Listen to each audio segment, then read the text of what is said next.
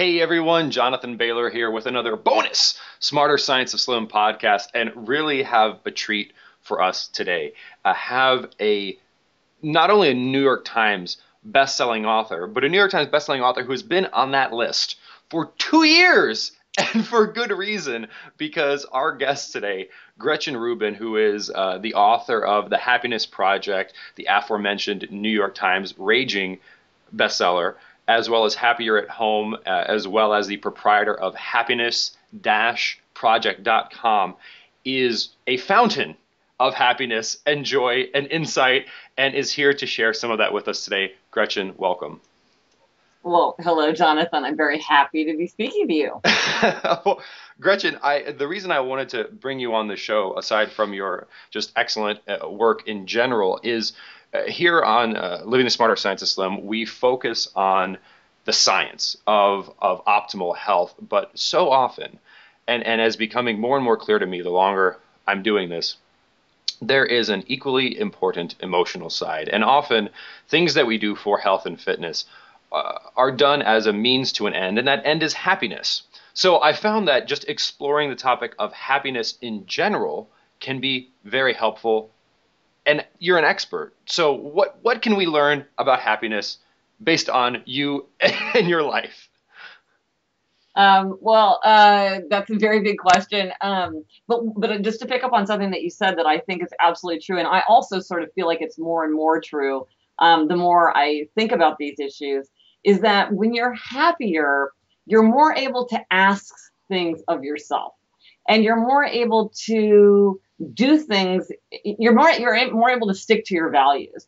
And so I think when people are unhappy, when they're stressed out, when they're not getting enough sleep, so they're just exhausted, when they're unhappy about, whether it's their work or the relationship or something, it's hard then to get yourself to go to the gym if you're not a person who necessarily always wants to exercise. It's hard to get yourself to eat healthfully if you have impulses that you're trying to resist. And so sometimes I think it's funny, sometimes people worry that it's selfish to want to be happier. But in fact, when we're happy, we're better able to ask a lot of ourselves. We're also more interested in the problems of other people and the problems of the world because we have the emotional wherewithal to deal with it. And when you're feeling unhappy, it's very hard to do anything except to sort of focus on your own problems. And that can make you isolated. It can make you defensive. And it can make it hard to stick to habits that might over the long term make you happier, but maybe in the short term mean denying yourself a little bit of instant gratification. Well, Gretchen, I love what you said there in terms of sometimes the pursuit of quote unquote happiness can be perceived as this selfish effort. And I know you mentioned Aristotle in your work, and I love the Aristotelian concept of self-love as distinct from being selfish, where in fact an individual who loves themselves is doing so that they may be of service to others, and therefore is actually doing a selfless act rather than a selfish act. Have you found that to be true in your life? Absolutely, absolutely. And it's something that people get very sort of tangled up in. But I think one of the best articulations of it, as well as Aristotle, as you point out, is Robert Louis Stevenson, who said, "There is no duty we so much underrate as the duty of being happy." And this is so striking to me because you don't think of being happy as a duty. But I think for exactly the reasons that you say, you can characterize it as a duty because it's really, if it is selfish to want to be happy, we should be selfish, if only for selfless reasons, because it's really then that we're able to turn outward. Happier people they're more creative, they're more resilient, they give away more money, they volunteer more time, they're healthier and they have healthier habits, they make better team members and better leaders. There's all kinds of reasons why, even if you wanted to just completely focus on those things, it does make sense to think about your own happiness. And also what I found, just from my own approach, is that a lot of people, there's a lot of low-hanging fruit. It's not like you've got to change your life dramatically or do something huge. For most of us, there's a lot of stuff that without a lot of time, energy, or money, we could do that would actually significantly change the quality of our life. And it just seems to me a shame that you don't take the time to identify what those things are and act on them, because without much trouble, you could really, increase your enjoyment of your life. Gretchen, I can't wait to dig into that low-hanging fruit because I'd love to empower our listeners with that. And let's go there next. But one thing I want to... We should have, there should be the website, the low-hanging fruit, right? Because that's what we all want. Oh, absolutely. But before, excuse me, before we go there, I want to dig for a second into this idea of you making yourself happier is one of the most important and in fact selfless acts. And if your goal is to help others, potentially one of the most effective ways for you can do that, by way of an analogy, which I'm curious to get your thoughts of. And I hate to always use sports analogies, but I think it might fit here. So imagine, let's think of an individual's involvement in their family a bit like an individual's involvement potentially in a sports team. And let's just use football as an example. And let's imagine that we have a quarterback of a football team. This is the person who gets the ball and throws the ball, for those people who are not super familiar with football. Yeah, including me. Yeah. And that person spends all of their time helping other members of the team get better at their skills, but never actually works on becoming a better quarterback. And then the game comes and they end up fumbling the ball and they end up not knowing what's going on. And in fact, if their job is to be a quarterback, improving themselves and spending time becoming a better quarterback is probably the best way they can help the team, is it not? Absolutely.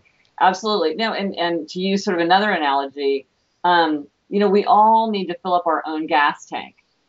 Because if you want to give everybody a ride for a football game, you've got to have gas in your own gas tank. And if you spend all your time filling up everybody else's tank, then you're not going to have what you need when you need to call on it. So absolutely. And for that quarterback, they might pat themselves on the back and think, oh, this is exactly what I'm supposed to do. Look at me. But they're really not serving their team as in the best way they can, because again, it's that duty to think about yourself as well. I mean, one of the things that I did was to identify these 8 splendid truths. I was very inspired by all the numbered lists of Buddhism, which I get a big kick out of. So I have 8 splendid truths, and the second one has 2 parts, and I think everybody recognizes the first part, but a lot of people don't think about the second part, which is just as important. So the first part is that one of the best ways to make yourself happy is to make other people happy. Mm-hmm. And that's absolutely true. It's one of the very nicest things about human nature, and I don't think anybody would dispute that. But what's also true is that while one of the best ways to make yourself happy is to make other people happy, it's also true that one of the best ways to make other people happy is to be happy yourself. Mm-hmm. And happy people make people happy. And so again, it's back to this idea that it isn't selfish. It isn't a waste of time. It isn't inappropriate. A lot of people worry that in a world so full of suffering, it's not morally appropriate to want to be happy. They feel like, how can I work on my own happiness when I see all this, all these people suffering? But actually, by working on your own happiness, you really give yourself the wherewithal to try to intervene and to try to take action and try to do things about it. People who are less happy tend not to be as focused on making changes or thinking about how they could make a difference. I love it. I love it. Well, speaking of the 8 truths and low-hanging fruit and things we can start doing today, certainly we don't want to give away the farm. Individuals should definitely join the hundreds of thousands, if not millions of people who have already enjoyed your work in the Happiness Project as well as Happier at Home. But what are some, can you scratch the surface? Can you give us just a little hint of some of these low-hanging fruit things we can start doing today to be happier? Okay, well, the first one I'm going to say, I know you're gonna agree with, which is to get enough sleep. I think so many people are just exhausted, and they pretend like they only need 5 hours of sleep a night, and but they sleep binge on the weekends. They use their snooze alarm, that instrument of torture, over and over again. I mean, if you want to be happy, I think you really need to get enough sleep. And it's so basic, it seems silly, but I think it's very hard just to have the basic amount of energy that you need for your life if you're constantly sleep deprived. So that's the first thing I'd say to everyone. I definitely agree with you from a biological Yeah, perspective as well, Gretchen, because in some ways being sleep deprived is just like being food deprived. Like your body is yeah, starved. And when, I mean, again, back to the car and the gas. Like if you don't have gas in your tank, you can do whatever the hell you else want to the car. It ain't gonna run as well as it should be running. So one of the things that potentially I see and I shake my head at because it's so unfortunate. And this is pretty common, Gretchen. I imagine you may even have friends or know people who do this, and that is not only not getting enough sleep, but trading sleep for things that will further deplete your gas tank in a destructive fashion. Let me give you an example. Waking up at 4 o'clock in the morning so that you can go jog outside in the cold on the road with cars shooting exhaust at you for an hour. Like that seems to be the double whammy there, where you're depriving your body of something it must have, and then pounding the pavement and doing something which further increases stress hormone levels. It's a 1-2 punch, is it not? yeah. And my next book is going to be about habits. So I've been thinking a lot about habits and how you can construct your life to make it easier to have good habits and harder to have bad habits. And one of the things that I've been thinking about a lot is this idea of foundation. And that if you want to have good habits, you really need to think about your foundation. And these are often habits that you want to get yourself. So you sort of have to change your habits in order to change your habits, which is a little perplexing. But these are sort of habits that really should come first because they will make it easier to do everything else. And that is sleep. And you said that you made the analogy of sleep to food. I completely agree. I think a lot of people have weird eating habits or have trouble with their eating because they're hungry. They let themselves get hungry. They're constantly being whiplashed, and they're exhausted. They're depleted for whatever reason. And when you're walking through the day and you're depleted, whether because you haven't had enough sleep or you haven't had enough to eat or you have a headache and you haven't taken pain reliever or you've let yourself get too hot or too cold or whatever it is, you're just not going to make good choices. And you're always going to feel like you need to fill up that gas tank and you need to give yourself that shot of energy. And usually when people are desperate for a shot of energy, they reach for something that is not good for them. And so by working on your foundation, then you can make good choices. And those good choices are the kind of thing that over the long term are going to make you happier. But you got to set yourself up so that it's easy to make good choices. Because you're right, it's a biological need, and your body is just going to be doing everything that it can to direct you to get that gas tank full again. Well, Gretchen, and what are some other foundational elements that you would say we need to take care of before we take care of maybe some higher order bits? Because I often find too that in our culture we tend to oftentimes we may lose sight of these basic things. For example, if an individual would just get 7 to 8 hours of sleep per night, drink sufficient clean water, and ensure that they're eating nutrient-dense foods, I would argue that they would achieve better benefit than any of these top 100 tips and supplements and all these kind of like refinements, which Yeah. seem to only matter once that base is established. But it's a bit like we don't ever establish the base and then try to do these quick Yeah. fix approaches on top of it. What do you think? No, I think you're exactly right. That people can get they forget to do first things first, and so do the first things first. So here's the thing that's I'm not sure if it's low hanging fruit. Aspects of it are low hanging fruit, and it's been a surprise to me.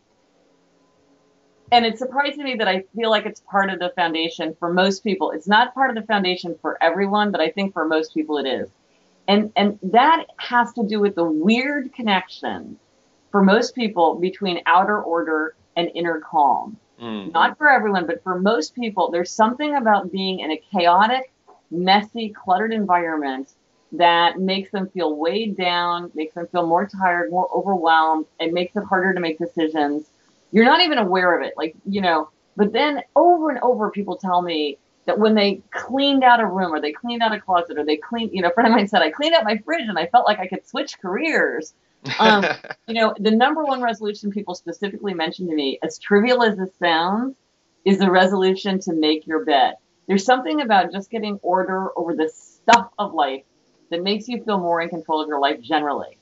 And that might be an illusion, but it's a helpful illusion. And so for most people, taking the time to clean out your office, every Friday afternoon, or to take an hour on a Saturday and go through your closet and get rid of the coats that nobody wears so you can actually hang something up in there, without jamming it in with all your strength.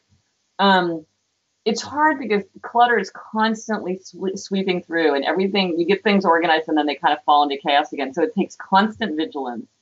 But I used to think this was a trivial thing. It just doesn't matter that much.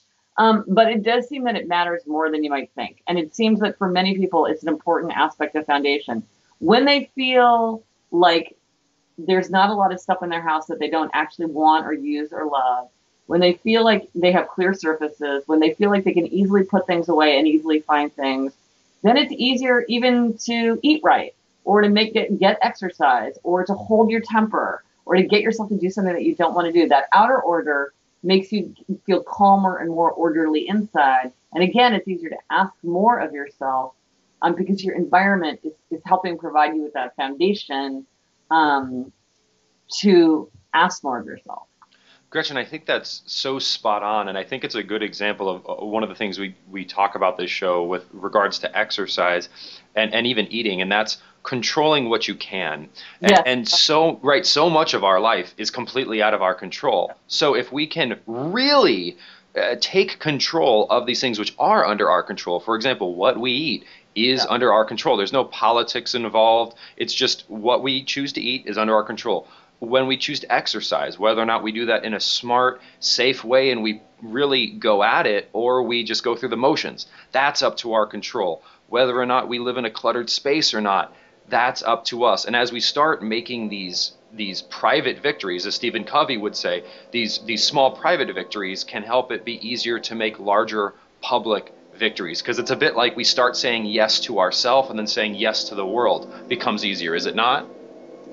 Yeah, and I think that one of the things is that, like you say, it's like control what you can. I think sometimes people focus on what they can't control and don't then take the time to control what they easily could control.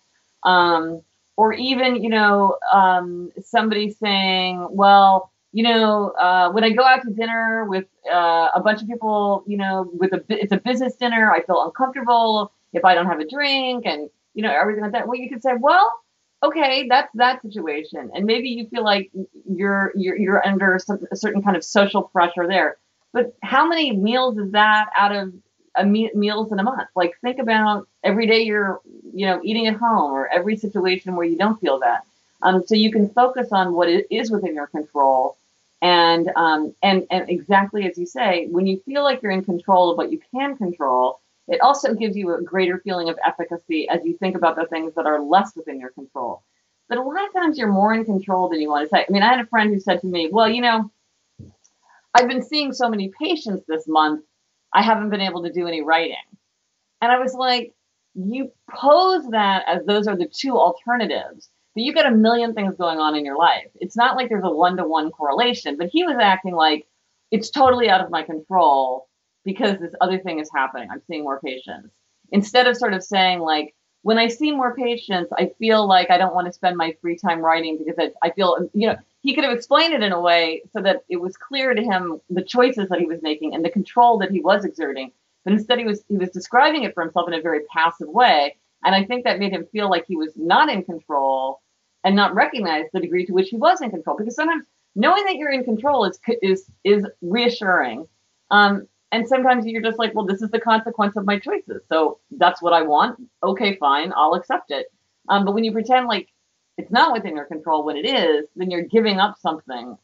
You're giving up that feeling of power.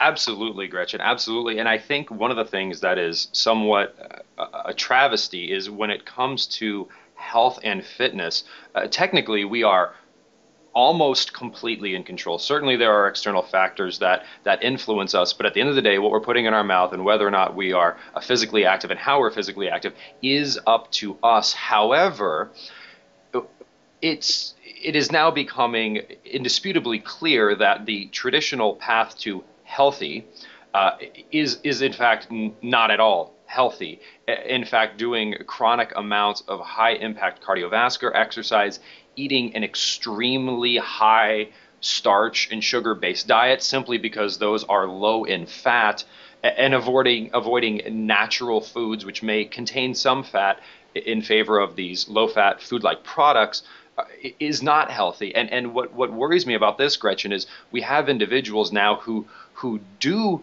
take control, but the instruction they've been given as to what to do once you have taken control is incorrect. Therefore, they do it and they try hard and they get worse. And then they think that they don't have control, when in fact they do, but they've just been given incorrect instructions.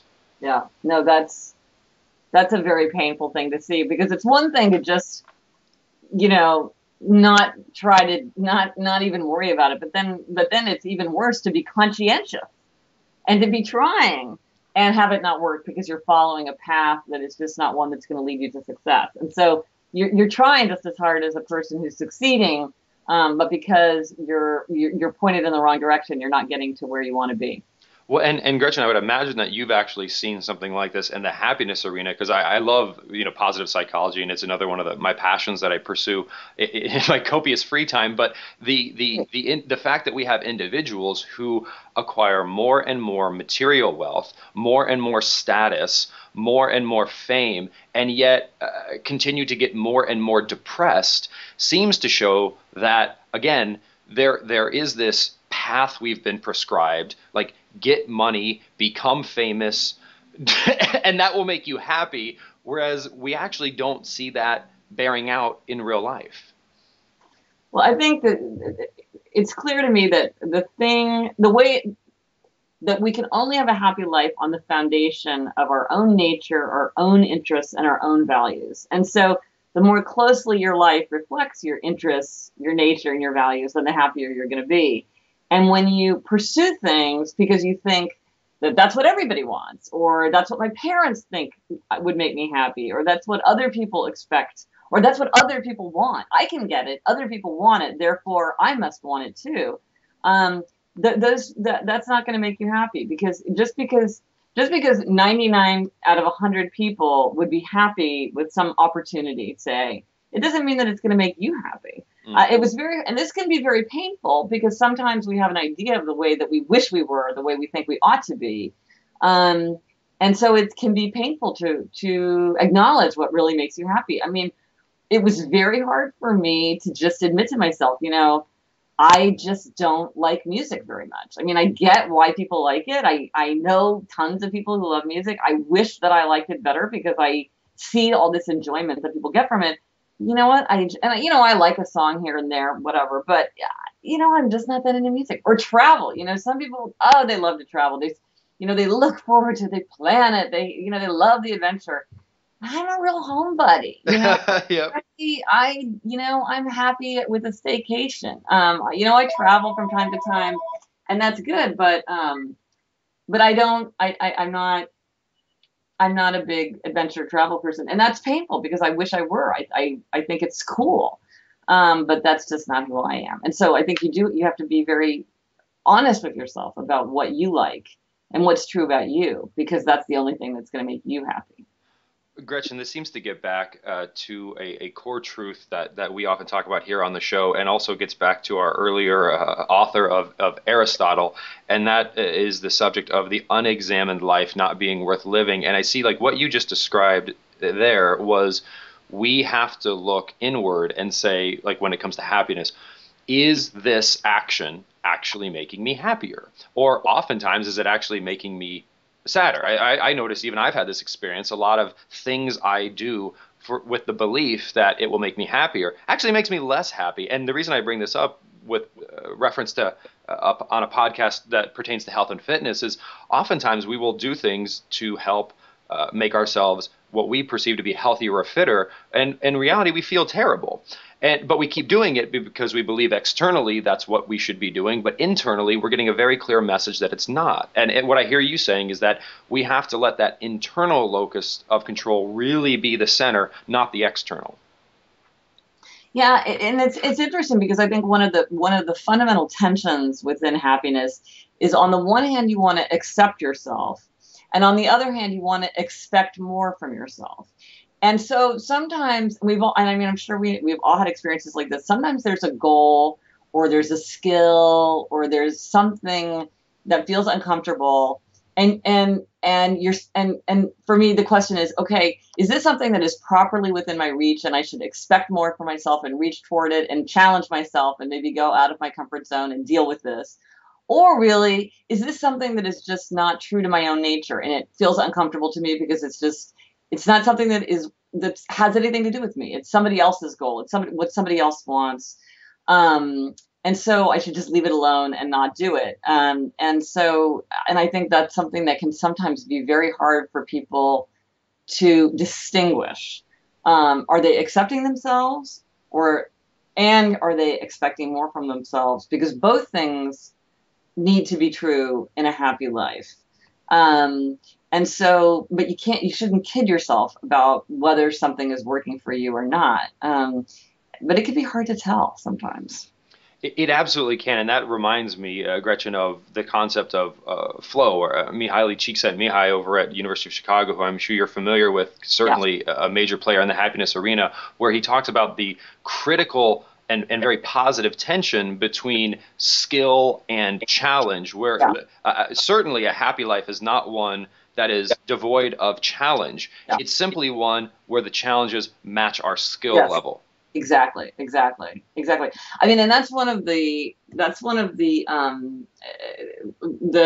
think one of the key things about happiness is that one of the things that is most important to happiness is a sense of growth. We're happier when we feel like we're growing, when we're learning, when we're helping, when we're fixing something, when we're making something better. And so a sense of growth is a key engine of happiness. On the other hand, growth often comes with a lot of pain. Like, when you're growing, it can be inconvenient, it can be frustrating, you can feel stupid. And a lot of times you've got to put up with that in order to do something that over the long term is going to make you happier. So, learning I just taught myself how to use a new software program, and I was dreading it because, it's always like, oh, it doesn't install properly the first time. And then you've got to go through the manual and then click. And it feels like, oh, I'm spending all this time just learning how to use the software. I'm not even doing any work yet. But I was like, you know what? Do it, read the manual, go through it, and then you'll feel great when you know how to use this new software program. And then it's going to make everything easier for you in the long run. So you just have to put up with that in order to get this growth that is really going to be something that's going to work in the long term. And so, but if I'd been trying to do something that I had no fundamental actual interest in doing, like learning Italian, which I don't particularly want to learn how to use Italian, it would have felt very sterile and futile. Because it would have been all this work and I wouldn't have even have cared. Mm-hmm. So it is back to what you were saying about the match between what is the goal, what's the undertaking, and what's the person who's doing the undertaking, and is that a good fit? And bringing that back, Gretchen, because that is so spot on in terms of focusing on things not only that bring us joy, but that we have control over. When we think about that from a health and fitness perspective, this is why I get so encouraged by pursuing health rather than pursuing weight loss, because objectively, like, we can take steps and they will make us healthier. Now, we may be in a metabolic state where that may or may not result in weight loss, but I can promise you that a healthy body will naturally pursue a healthy weight, whereas an unhealthy body will naturally pursue an unhealthy weight. But when we focus on health, that is something like we can control and is of universal interest and won't disappoint us, rather than focusing on the number on the scale. But I couldn't agree more. And I think exactly about this idea of control. It pains me when I see people setting goals for themselves which they can't achieve. So if you say, I'm going to lose, my New Year's resolution is to lose 20 pounds by July 1st. You cannot control that. You can control how you eat. You can control how much you move around. You can control how you behave, but you cannot control the outcome. Yes. Same thing, like a friend of mine was like, my goal is to have a bestseller. And I was like, you can't control that. You can say, my goal is to write the best book that I possibly can. My goal is to be finished with my novel by the end of the year. My novel is, my goal is to write 15 query letters. Like, make it about the thing that you can actually make happen, because you can't control the outcomes. And then you feel frustrated because you didn't, and it also, I think, moves your eye away from the thing that's important to focus on. Because if you're focused on the weight, you may not pay as much attention to your behavior. If you're focused on the best-selling novel, you might not be spending as much time thinking about, okay, well, what are all the steps that I need to go through that I can control? Because you just like sit there fantasizing about how great it's going to be when you hit this goal, which you may or may not achieve. And in life, so often, for one reason or another, we don't actually reach our goals. And that's another reason why really doing what you want is important. Because if you're doing what you want, even if in the end you don't actually succeed, you feel good about it, because you've been doing, even if you don't lose the 20 pounds, if you feel healthier, if you feel better in your body, if you feel stronger, that's going to feel good. I wrote a book that did not, I will say, did not succeed in finding its audience, but I loved writing that book. So do I regret it? No, because I had a great time, even though it didn't result in the sales that I would have wanted. If I'd written a book because somebody said, write this book, it'll be a bestseller, and then it didn't, I would have felt crushed, because I'm like, oh my gosh, I spent all this time and energy doing something that I didn't want to do. And then, look at this. I would be so upsetting and frustrating. But if you do the things that you love to do, if you do the things that fit with your own nature and temperament, then although reaching a goal and outcomes are obviously important and add a lot to a happy life, they're not as crucial. And it's not as crushing if things don't work out exactly the way you planned. Well, and certainly, Gretchen, I would imagine that the fact that that book was on a subject that you loved and that you enjoyed, that helped you to be a happier, stronger person. And in fact, in the long run, it enabled you to write books that were phenomenally successful, because you didn't get burnt out and didn't have to then move to an island and resign yourself to life completely, because you're like, well, life is just unfair and I give up, because you were focused on doing things that you love. Well, and I think that's a very good point, coming back to that idea of foundation, is the more that you're doing things that you enjoy, that itself is energizing, and having to do a lot of things that you don't like to do is depleting. And so the more you can shape your life around the kinds of things that you actually enjoy, and either delegate or ignore or, throw money at things that you don't like to do, that's going to also build your foundation, because you're just going to have more energy as you go through your day, because you're enjoying yourself.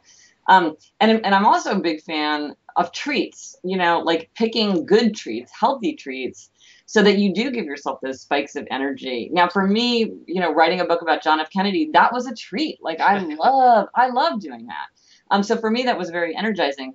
And then there's little treats, like I'm really into smells. So if I need a little bit of a lift, I go to my shrine to smell and smell one of my crazy smells that I love. And that's, clearly writing a book about JFK is one kind of treat, and sniffing a bottle of vanilla is another kind of treat. But there's room for both of them, because they help you stay energized and stay feeling like you can face your day. And then that's when you can make those decisions that build long-term happiness. Well, I think you touched on such a profound truth there, Gretchen, whereas that those treats that you identified are treats that empower you to be happier and better in the rest of your life, rather than treats which, here's a morbid example, but like taking crack can make you feel good in the short term, but it certainly doesn't empower us to then do better in the other areas of our life. And what you mentioned, smart treats are those that give us that boost right now and enable us to continue. No? Yeah, absolutely. And I think something that everyone should spend time thinking about is, what is my very long list of treats? Like because I'm sure you hear this a lot. People are like, I deserve it. I need it. Like they feel like they need a treat. They deserve a treat. Like they're going to get their treat. So great. You should have your treats, but have a long list of things that you can have that like you say, aren't going to be things that over the long term are going to be like the crack that's really going to bring you down, or fill you with remorse or regret. Somebody I suggested this. I thought this was like a great treat. She said, I indulge in fur therapy. And I was like, what's fur therapy? And she's like, I just sit down and pet my dog for 10 minutes. I was like, that is a great treat, because it does. There's nothing that will cheer you up more than just spending some time with your dog. And it's right, and it's nice for your dog too. And but maybe you need to really make a thing out of it and say, I'm really going to sit down and do this, and make it into a real treat, and like looking for those opportunities to identify treats. Because the more that you have at your disposal, then the less likely you are to do things that are going to be harmful in the long run. Because we all know the difference between the thing that, we do it knowing that we're going to be sorry we did it. That's probably the reason they're treats. They're treats because we usually try not to have them because we know they're not good for us. So you're like, oh, wow, this, buying this extra pair of jeans is a real treat because you know that you don't need another pair of jeans, and you know that you shouldn't be spending the money that way. That's why it feels like a treat. If you need a pair of jeans, you're like, oh, I need a pair of jeans. You go out and you buy a pair of jeans. It's like, it might be fun, but it doesn't feel like, oh my gosh, I deserve this. The same way. Oh, I love it, Gretchen. Well, I mean, this time has just flown by, and we're gonna have you back on the show because I feel like we are just getting started here. And Hey, folks, in the meantime, if you can't wait, which I personally can't, please do what I'm about to do and go online or go to your local bookstore and pick up a copy of Gretchen's more than 2-year New York Times best-selling book, The Happiness Project, as well as her work, Happier at Home. And you can even check her out at happiness-project.com, where you can get free daily happiness quotes, as well as a newsletter, so you can get your daily Gretchen fix, which, frankly, I think is a treat we would all enjoy, Gretchen. No? There you go. There you go. That's a good treat. Well, Gretchen, thank you so much for joining us today. I really appreciate it. Well, that was great to talk to you. Thanks so much for having me on. Thank you. And listeners, this week and every week moving forward, remember that a great way to ensure happiness is to eat more and exercise less, but to do that smarter. Talk to you soon.